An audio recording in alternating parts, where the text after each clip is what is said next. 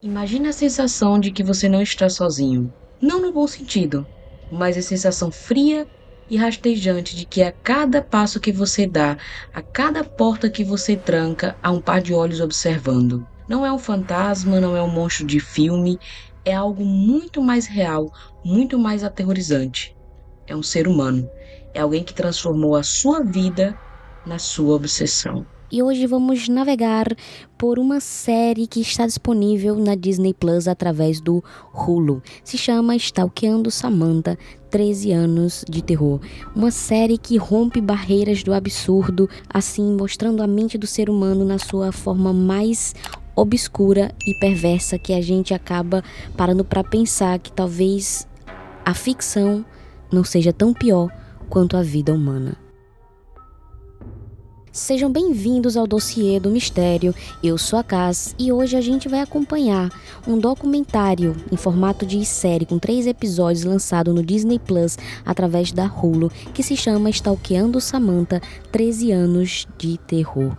Um documentário que mostra pra gente a obscuridade e a perversidade na mente do ser humano, que muitas vezes a gente chega a pensar que é uma ficção, mas na verdade é a mais pura realidade. Para Samantha Stites, a sensação de observação constante não era uma paranoia passageira, era a realidade dela, uma sombra persistente que a seguiu por mais de uma década. 13 anos de terror silencioso, que culminariam em um pesadelo que desafia a compreensão. Uma caixa à prova de som, acorrentada à mercê de um homem que planejou cada detalhe da sua destruição. E o mais assustador de tudo, este homem não era um estranho. Ele era uma presença constante, uma figura que o sistema legal falhou em remover da vida de Samantha. Estamos acostumados a mergulhar em crimes que acontecem em instantes, em explosões de violência. Mas o caso de Samantha é diferente. É um terror lento, metódico, uma erosão constante da sanidade e da segurança pessoal. É a história de como a persistência do mal pode se infiltrar em cada aspecto da vida de uma vítima, transformando o cotidiano em um campo minado. O stalking é a antecâmara da violência. É a construção paciente de um cenário onde o agressor se sente no direito de tomar o que ele acredita ser seu. E a história de Samantha Stites é o manual de como o stalking pode se transformar em sequestro, tortura e agressão sexual. O que vamos desvendar hoje é mais do que a cronologia de um crime. É uma análise aprofundada da psicologia do stalker, da falha sistêmica que deixou uma mulher desprotegida e da incrível resiliência de uma vítima que se tornou a sua própria salvadora. Vamos mergulhar nos detalhes da vida de Thomas antes de Samantha, o que o levou a esse caminho e como ele conseguiu manter a perseguição por tanto tempo. Vamos examinar a negação da ordem de proteção pessoal e o que isso significou para a escalada da violência. E, finalmente, vamos dissecar as 14 horas de cativeiro, a estratégia de sobrevivência de Samantha e o legado que o seu caso deixou. Nossa história de terror começa, ironicamente, em um lugar de fé e comunidade, o campus da Grand Valley State University, em Michigan, no ano de 2011. Samantha Stites era a imagem da juventude e do potencial. Uma estudante universitária, atleta, engajada em um grupo cristão. Sua vida era aberta, previsível e, acima de tudo, segura. É nesse ambiente, onde a confiança mútua é a regra, que ela acaba conhecendo Christopher Thomas. Thomas era 7 anos mais velho, o que já criava uma sutil assimetria de poder e maturidade. Ele frequentava o mesmo grupo cristão que Samantha. As interações iniciais, como Samantha relata, eram despretensiosas. Ela o via como alguém solitário, talvez um pouco estranho, mas inofensivo. A empatia natural de Samantha, sua disposição para ser gentil e acolhedora, foi o que Thomas identificou e explorou.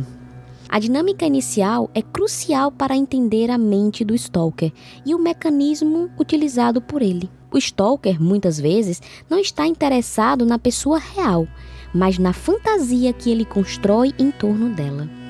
A gentileza de Samantha foi o tijolo fundamental que Thomas usou para construir a sua realidade paralela. Ele não viu um ato de bondade, ele viu um sinal de que ela estava interessada, de que eles tinham um destino juntos. A série documental da Hulu, através dos depoimentos de Samantha e de sua amiga Teresa Hayden, detalha essa rápida transição. O que começou como apenas um conhecido, rapidamente se tornou uma presença constante e invasiva. Thomas começou a aparecer em todos os lugares onde Samantha estava. Ele se tornou um acessório indesejado na vida dela. A sutileza é a primeira arma do stalker. No começo, é fácil racionalizar. É coincidência. Ele só está sendo amigável. Mas a frequência e a falta de limites começa a criar uma dissonância. A intuição de Samantha, a voz interior que grita algo está errado, começa a ser ativada. O stalker se move em uma área cinzenta, onde o comportamento é estranho, mas ainda não é abertamente criminoso, forçando a vítima a questionar a própria sanidade. Essa é a primeira forma de tortura psicológica. A vítima, ela é forçada a duvidar do seu próprio julgamento. Os anos seguintes, de 2012 a 2015, foram marcados pela escala metódica e perturbadora do comportamento de Christopher Thomas. As coincidências se transformaram em demonstrações abertas de perseguição e as tentativas de Thomas de se inserir na vida de Samantha se tornaram cada vez mais invasivas. Ele começou a aparecer no local do trabalho de Samantha, trazendo flores ou presentes não solicitados. Esses gestos, que na superfície poderiam parecer românticos, eram na verdade ferramentas de controle e intimidação.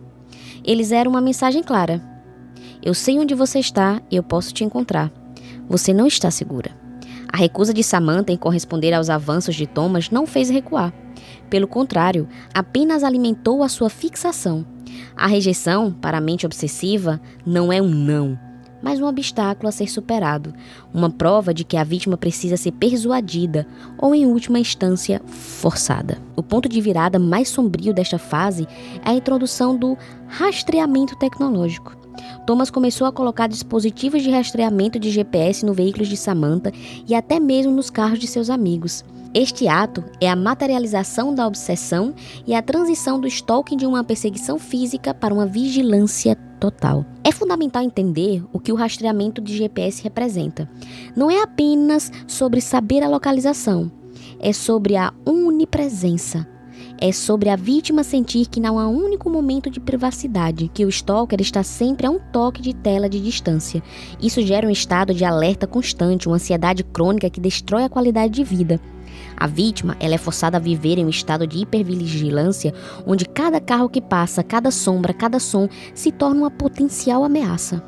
O stalker rouba o senso de segurança da vítima, transformando o mundo inteiro em um espaço hostil. Os depoimentos de Teresa Hayden, na colega de quarto de Samantha, são cruciais para entender o impacto desse terror silencioso. Ela relata que Thomas pegou a gentileza de Samantha e a transformou em algo que não era, criando uma narrativa delirante. Essa distorção da realidade é um traço comum em casos de stalking e obsessão. O stalker constrói um mundo de fantasia e, quando a vítima não se encaixa nesse roteiro, ele tenta forçá-la a entrar nele. A vida de Samantha estava sendo lentamente sufocada pela presença não autorizada de Thomas, e a cada dia, a linha entre a sua realidade e a fantasia do stalker se tornava mais tênue. Um dos pontos mais chocantes e, ao mesmo tempo, mais instrutivos que são revelados durante a investigação e a abordagem na série é que o comportamento de Christopher não era um evento isolado. Ele tinha um histórico, um padrão de reincidência que deveria ter sido um alerta vermelho para o sistema legal. Em 2009, antes mesmo de conhecer Samantha, Thomas já havia sido condenado por perseguir outra mulher, identificada como Kelly. Kelly havia conseguido uma ordem de proteção contra Thomas após ele se envolver em um comportamento de perseguição assustadoramente semelhante ao que Samantha viria a enfrentar. O depoimento de Kelly é um momento de partir o coração, pois ela revela a falha sistêmica em seu estado mais puro. Ela disse que sempre soube que haveria outra pessoa. Essa é a tragédia do padrão. Quando as autoridades entraram em contato com Kelly em 2022, após a prisão de Thomas, ela sentiu uma culpa avassaladora, a culpa de ter estado certa, de saber que o sistema não havia conseguido impedir Thomas de encontrar uma nova vítima. A existência desse histórico é uma falha gritante do sistema de justiça criminal. O stalking é um crime de reincidência. O agressor que persegue uma vez e não é devidamente contido tem uma alta probabilidade de perseguir novamente. E o caso de Thomas e Kelly deveria ter servido como um alerta vermelho, um sinal de que ele era um predador em potencial. A série da Hulu faz um excelente trabalho ao traçar um paralelo entre os dois casos, mostrando que a perseguição de Samantha por Thomas não era um amor mal compreendido, mas um padrão de comportamento criminoso enraizado em um desejo de controle e posse.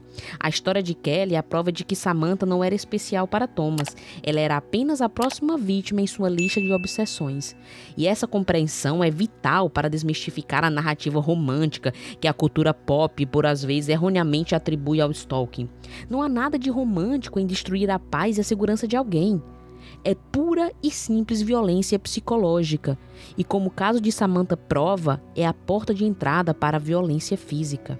A reincidência de Thomas demonstra que as consequências legais que ele enfrentou após o caso de Kelly foram insuficientes para deter sua compulsão. A falta de tratamento psicológico obrigatório, a subestimação da gravidade do stalking e a falha em conectar os pontos entre os casos permitiram que Thomas continuasse a aprimorar suas táticas de perseguição, culminando no terror de 2022. À medida que os anos passavam, a perseguição de Christopher Thomas se tornava insuportável. Samantha não era passiva. Ela tentou todos os caminhos para se proteger. Ela mudou de número de telefone, mudou de rotina, tentou se esconder, mas Thomas sempre a encontrava. A vida dela se tornou um exercício constante de vigilância e medo. A esperança de Samantha estava depositada no sistema legal. Ela buscou uma ordem de proteção pessoal contra Thomas, o último recurso para criar uma barreira legal entre ela e seu agressor. Este é um momento crucial na narrativa, pois expõe a vulnerabilidade das vítimas de stalking perante a lei. O sistema de justiça, projetado para proteger os cidadãos, falha em sua missão mais básica. Em julho de 2022, apenas 3 meses antes do sequestro, Samantha solicitou uma ordem de proteção pessoal ex parte. Esse termo ex parte significa que o pedido é feito sem a presença do réu, Thomas. O objetivo é obter uma proteção imediata, uma medida cautelar, antes que o réu seja notificado e tenha a chance de retaliar. O pedido de Samantha foi parar nas mãos do juiz Kevin Helsenheimer, em uma decisão que assombraria o tribunal e a própria Samantha. O pedido foi negado. A negação da ordem de proteção pessoal é um golpe devastador para a vítima. Ela procura o sistema para validar o seu medo, para obter uma barreira legal contra o seu agressor, e o sistema essencialmente diz: o seu medo não é justificado o suficiente. A série documental e os relatos da época indicam que o juiz ou árbitro que analisou o caso não considerou as evidências de Thomas como ameaça física iminente. O stalking, por ser predominantemente psicológico e não envolver violência física direta, é frequentemente subestimado pelo sistema judicial. A lei exige um limiar de prova que muitas vezes só é alcançado quando é tarde demais. Enquanto Samantha lutava para obter proteção legal, Christopher Thomas estava ocupado com planos muito mais sinistros. O stalking de 13 anos não era um fim em si mesmo. Thomas dedicou meses e milhares de dólares para construir um local de cativeiro. Ele alugou uma unidade de armazenamento e dentro dela construiu um bunker à prova de som. A descrição desse bunker é de arrepiar. O detetive que investigou o caso confirmou a natureza meticulosa do plano de Thomas. O bunker era uma caixa, um quarto pequeno, projetado para ser hermético e silencioso. Era a materialização da sua obsessão, um espaço onde ele poderia ter Samantha completamente sob seu controle, isolada do mundo exterior. A preparação de Thomas não se limitou à construção física. Ele também acumulou suprimentos como comida, água e até mesmo balde para as necessidades sanitárias. Ele planejou manter Samantha cativa por pelo menos 2 semanas. Isso não era um crime passional ou impulsivo. Era um ato de violência premeditada e friamente calculada. O que isso nos diz sobre a mente de Christopher Thomas é que ele não estava apenas apaixonado. Ele era um predador com um complexo de Deus. Ele acreditava ter o direito de roubar a liberdade e o corpo de Samantha. A construção do bunker demonstra uma desconexão total com a realidade e uma capacidade de planejamento que o torna extremamente perigoso. Ele não queria um relacionamento. Ele queria uma prisioneira. A ironia trágica é que, enquanto Samantha confiava no sistema legal para protegê-la, Thomas confiava em suas próprias habilidades para subverter esse sistema. A negação da ordem de proteção pessoal, em retrospecto, parece ter dado a Thomas o sinal verde para executar o seu plano final. O terror atingiu seu pico na manhã de 7 de outubro de 2022. Christopher Thomas, que havia rastreado Samantha por anos, sabia exatamente quando e como atacar. Ele invade a casa de Samantha e o momento da evasão é o ponto de virada. A transição do terror psicológico passa a terror físico. Thomas, que por anos se manteve nas sombras, agora estava ali, fisicamente presente, quebrando a última barreira de segurança de Samantha, o seu lar. Samantha foi sequestrada e levada para a unidade de armazenamento. O choque, o medo, a adrenalina devem ter sido paralisantes. E então o cenário mais temido se concretizou. Ela foi acorrentada dentro do bunker à prova de som. A experiência de Samantha no bunker é o coração da série documental e o ponto mais difícil de se narrar. Acorrentada em um espaço confinado com um homem que a havia perseguido por 13 anos e que agora tinha controle total sobre ela. Dentro da caixa, Thomas revelou a extensão da sua vigilância. Ele mostrou a Samantha o aplicativo de rastreamento do seu telefone, provando que ele a havia monitorado por mais de um ano. Essa revelação não era apenas para se gabar, era para quebrar o espírito de Samantha, para fazê-la entender que a luta era inútil. Ele queria que ela soubesse que ele era onisciente, que não havia escapatória. O sequestro não terminou em violência física imediata. Thomas tinha um plano de 2 semanas, mas infelizmente a violência sexual fez parte da aprovação. Samantha, em seu depoimento, descreveu o horror. Eu tremi e solucei depois que ele me violou. Eu não tinha certeza se ele iria parar. O terror de Samantha era absoluto. Ela estava presa, ferida e à mercê de um homem que havia perdido completamente contato com a humanidade. O que aconteceu a seguir, no entanto, é um testemunho da sua força e inteligência, uma reviravolta que transformaria a vítima em estrategista da sua própria sobrevivência. Aterrorizada, acorrentada e traumatizada, Samantha poderia ter sucumbido ao desespero. Mas em vez disso, ela encontrou uma reserva de força e inteligência que a salvaria.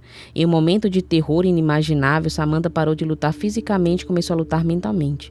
Ela percebeu que a única maneira de sair daquela caixa era entender a mente do seu agressor. O sequestro durou cerca de 14 horas. E durante essas 14 horas, Samantha engajou Christopher em uma conversa estratégica. Ela não o confrontou, não implorou por sua vida. Ela fez algo muito mais eficaz. Ela o fez falar sobre ele mesmo. Ela percebeu que, apesar de todo o seu planejamento e sua fachada de controle, Thomas tinha um ponto fraco: o medo da prisão. Ele estava obcecado por ela, mas também estava aterrorizado com as consequências de seus atos. Samantha começou a explorar essa vulnerabilidade. Ela o questionou sobre o seu futuro, sobre o que aconteceria com ele se ela fosse encontrada morta ou desaparecida. Ela usou a própria obsessão dele contra ele. A estratégia de Samantha foi uma obra-prima de psicologia reversa e manipulação de crise. Ela se colocou no papel de confidente, de alguém que poderia ajudá-lo a evitar a prisão. Ela plantou a semente da dúvida na mente de Thomas. Se você me libertar, eu posso te proteger. O ponto de virada veio quando Samantha fez a promessa. Ela jurou a Christopher que se ele a libertasse, ela não o denunciaria. Ela prometeu que eles poderiam resolver as coisas de uma maneira que não envolvesse a polícia ou a prisão. Para Thomas, essa promessa deve ter parecido a única saída para o pesadelo que ele mesmo havia criado. Ele havia planejado o sequestro, mas não havia planejado as consequências a longo prazo. A ideia de passar décadas na prisão e de perder a sua liberdade era mais aterrorizante para ele do que perder Samantha. A série documental explora em detalhes a complexidade desse momento. A promessa de Samantha era uma mentira, claro. Mas era uma mentira necessária, uma tática de sobrevivência. Ela estava negociando a sua própria vida e a moeda de troca era a falsa esperança de Thomas. Após 14 horas de cativeiro, Thomas finalmente cedeu. Ele a libertou da caixa e a levou para fora da unidade de armazenamento. A liberdade de Samantha não foi instantânea. Ela teve que manter a fachada, agindo como se a promessa fosse real, como se ela fosse cooperar realmente com ele. Este é um momento de tensão extrema. Samantha estava livre do bunker, mas ainda estava sob controle de Thomas. Ela precisava de um plano de fuga secundário, um momento em que ela pudesse quebrar a promessa e correr. O momento em que Samantha quebrou a promessa foi o momento em que ela retomou o controle de sua vida. Assim que ela se viu em segurança, longe de Christopher, ela agiu imediatamente. O primeiro passo foi buscar ajuda médica. O trauma físico e emocional era imenso. Ela precisava de cuidado e de evidências forenses. A violência sexual e o sequestro eram crimes, e as evidências eram cruciais para a condenação de Thomas. Em seguida, ela fez o que havia prometido a Thomas que não faria. Ela procurou as autoridades. A denúncia de Samantha deu início a uma caçada. O detetive Mike e sua equipe, que já estavam cientes do histórico de Thomas e da negação da ordem de proteção pessoal, agora tinham um crime hediondo para investigar. A prova de que Thomas havia rastreado Samantha por anos, a existência do bunker à prova de som e o depoimento detalhado de Samantha formaram um caso irrefutável. Christopher foi rapidamente preso. A sua prisão não foi apenas o fim de um sequestro, foi o fim de 13 anos de terror. Samantha, a vítima, havia se transformado em sua própria salvadora. Sua capacidade de manter a calma sob pressão e de usar a mente para enganar o seu agressor é um feito notável de sua resiliência humana. Com Christopher Thomas sob custódia, o foco se voltou para o processo judicial. O caso era de alta visibilidade, não apenas por causa dos detalhes chocantes do bunker, por causa da falha do sistema legal em proteger Samantha. Thomas foi inicialmente acusado de sequestro, tortura, agressão sexual criminosa e stalking agravado. As evidências eram esmagadoras. O bunker, os dispositivos de rastreamento, o histórico do stalking e os depoimentos detalhados de Samantha, sem falar nos inúmeros materiais que foram encontrados na casa dele, como fotos, vídeos, todos sobre Samantha, onde ela estava, com quem ela estava, a hora, local, todo um dossiê sobre a vida dela. Em dezembro de 2023, Christopher fez um acordo judicial. Ele se declarou culpado do sequestro, da tortura e do stalking agravado. As acusações de agressão sexual criminosa foram retiradas como parte do acordo. E embora a retirada dessas acusações possa ser frustrante para a vítima e o público, muitas vezes em casos complexos, promotores optam por acordos para garantir uma condenação e uma longa pena de prisão, evitando os riscos de um julgamento com júri. Em 2024, Thomas foi sentenciado a uma pena de 40 a 60 anos de prisão, uma sentença que garante que ele passará a maior parte do resto da sua vida atrás das grades. Durante a sentença, Samantha leu uma declaração de impacto da vítima que foi um momento de catarse e força. Ela confrontou Thomas e descreveu o impacto duradouro do seu terror. Ela disse, abre aspas, "Eu tremi e solucei depois de que ele me violou. Eu não tinha certeza se ele iria parar." A coragem de Samantha em falar abertamente sobre o seu trauma é um testemunho da sua resiliência.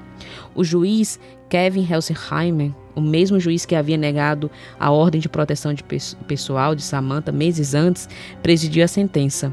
Em um momento de reflexão e reconhecimento da gravidade do erro, o juiz apontou para as conversas de Thomas na prisão com sua mãe, onde ele admitiu que nada teria importado, que nada o teria impedido de fazer o que ele fez. A sentença de Thomas incluiu uma condição crucial. Se ele for libertado, ele será obrigado a usar o monitor GPS pelo resto da sua vida. Uma ironia amarga, digamos assim, considerando que ele usou um GPS para rastrear Samantha por anos. Agora o sistema usaria o GPS para rastreá-lo. A série documental da Hulu, Stalkeando Samantha, 13 anos de terror, é o veículo pelo qual a história de Samantha alcançou o mundo. A série, produzida pela ABC News Studios, é uma obra em 3 partes que mergulha na cronologia do stalking, na falha do sistema e na resiliência de Samantha. A série ela é simplesmente crucial por vários motivos. Primeiro, ela humaniza a vítima. Samantha não é apenas um nome em um arquivo policial, ela é uma sobrevivente que compartilha sua história em primeiro passo. Segundo, ela serve como um alerta. Ao detalhar os métodos de Christopher, desde o rastreamento do GPS até a construção do bunker, a série educa o público sobre as táticas dos stalkers. Ela ensina as vítimas em potencial a reconhecer os sinais de alerta e a levar a sério a sua intuição. Terceiro, ela critica o sistema. O título da série, Stalkeando Samantha, 13 anos de terror, encapsula a longa duração do sofrimento de Samantha. Não foi um evento único, mas uma campanha de terror que durou mais de uma década. E a série faz um trabalho poderoso ao transmitir essa sensação de tempo perdido e segurança roubada. Aqui no canal a gente sempre trata de analisar um pouco a mente do agressor, e com esse caso não vai ser diferente. Christopher Thomas não era um psicopata de filme, mas sua obsessão se enquadra em um padrão psicológico claro. O stalking é fundamentalmente um crime de poder e controle. Thomas não estava interessado em um relacionamento igualitário. Ele estava interessado em posse, sua incapacidade de aceitar a rejeição e sua crença delirante de que Samantha lhe pertencia são traços de uma personalidade profundamente narcisista e controladora. A construção do bunker é a manifestação física de seu desejo de controle total. Ele queria um mundo onde ele e Samantha estivessem completamente isolados, onde a realidade dela fosse definida apenas por ele. Isso é a essência do abuso, isolar a vítima e reescrever a sua realidade. O fato de Thomas ter um histórico de stalking contra Kelly sugere um padrão de comportamento compulsivo.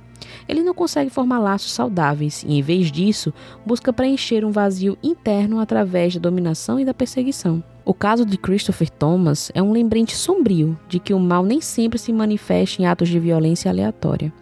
Muitas vezes, ele se constrói lentamente, na sombra, alimentado pela obsessão e pela falha em reconhecer a humanidade e a autonomia da vítima. O caso de Samantha é um estudo sobre a natureza insidiosa da obsessão. Começou com uma gentileza mal interpretada e terminou em um bunker à prova de som. A série da Hulu nos deu uma visão íntima desse pesadelo, mas a verdadeira lição está na coragem de Samantha. Ela nos ensinou que a luta contra o stalker não é apenas uma luta física, mas uma luta psicológica. É uma batalha pela sua narrativa, pela sua sanidade e pela sua autonomia. Muito obrigada por me acompanhar mais uma vez nessa análise detalhada sobre a mente perturbadora do ser humano. Se você gosta de vídeos como esse sobre true crime, assuntos misteriosos, bizarros, sejam bem-vindos. E se você não é inscrito, se inscreve no canal, deixa o like, compartilha para todo mundo e a gente se vê no próximo vídeo. Um abraço do meu lugar do mundo e tchau!